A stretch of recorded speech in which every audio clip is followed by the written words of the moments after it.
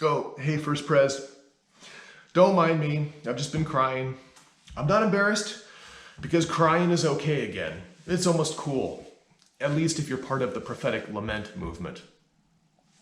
I've been thinking about what's really countercultural when it comes to worship, because you're looking at this in Romans 12 when Paul says, offer your bodies as worship to God.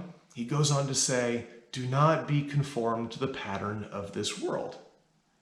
And boy, there's hardly anything more countercultural than being sad, especially sad in public. If you think about it, on social media, for example, totally okay to be happy. You can get a new kitten and be like, look at my new kitten, happy, lots of thumbs up. Or you can get angry about something. Rah, I'm so angry about this thing in the world. Lots of thumbs up from the people who agree with you, at least. But what about sadness? Do people express sadness, really? Like, do they go onto their Instagram account and be like, well, this is month 6 of my low-level depression.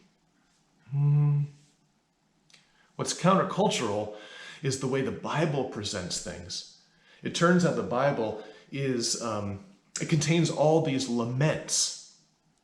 You find these really sorrowful songs and poems and expressions that are there, these laments. Psalm 13, for example, how long, O Lord, will you forget me? Will you forget me forever? And the psalmist cries out in this time of persecution. Or Lamentations, which is like the big lament in the Bible. The prophet Jeremiah, he's watching the fall of Jerusalem, and he cries out to God, saying things like, my eyes will flow without ceasing, without pausing, until the Lord from heaven looks down and sees.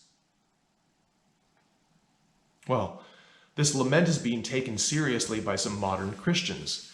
They call it prophetic lament, and this is a building movement in some churches of color, also in some charismatic circles. For example, I came across a woman in Oregon who leads worship, and she'll begin interjecting lament into the service. Even while they're singing certain songs, they'll be playing certain chords, and she'll begin praying things or singing things that are laments. So for example, in the midst of this pandemic, she might sing things like this. How long, oh Lord, will you let COVID kill your people? Which is kind of striking. You don't normally hear that on a Sunday morning. Or perhaps she's interceding for foster children who so badly need homes. Sometimes they are in desperate situations.